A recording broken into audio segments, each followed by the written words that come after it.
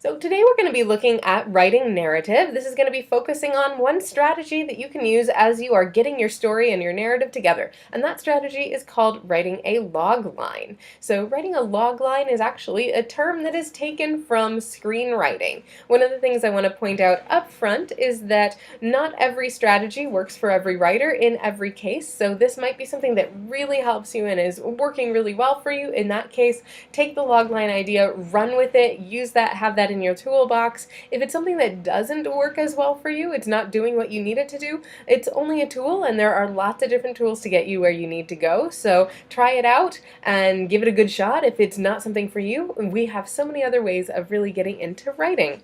So in screenwriting, writers are often asked to give a log line, and a log line is a one-sentence summary of 25 words or less that's going to encapsulate and summarize the plot. So this is something that actually you're told you should be able to do if you're working on any type of large project. It's a great idea to be able to have, I like to think of it as the 1-minute version, the 3-minute version, the 10-minute version, and then if you want an hour-long version, go for it.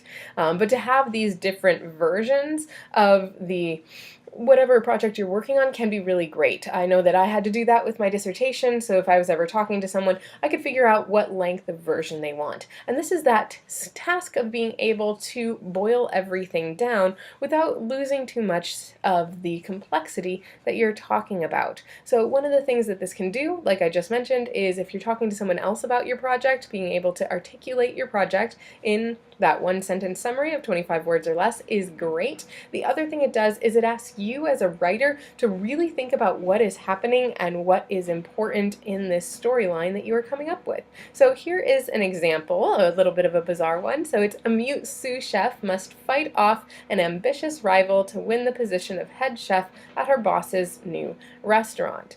Now, this is just a beginning, right? So if we are thinking about this story, we now have the log line. We now have this summary that gives us a sense of what's happening in this plot, and we can actually already start imagining it. But there's a lot more that can really be happening here. There's a lot that isn't in the story yet, and that's going to be once the story is unfolded and told and how it gets told.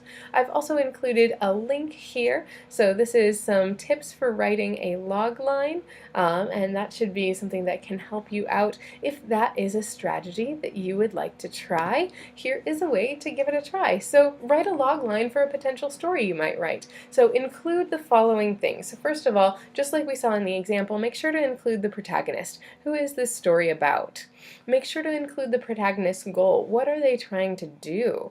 What are they going after? And then also there's going to be some sort of antagonist or antagonistic force. So it doesn't have to be one particular person, the quote-unquote bad guy, or the rival as we saw in the last one, but there has to be something that is preventing the protagonist from reaching that goal, and overcoming that, or potentially not overcoming that, depending on what type of story it is oftentimes where things are going to get interesting and where that actual story and narrative show up.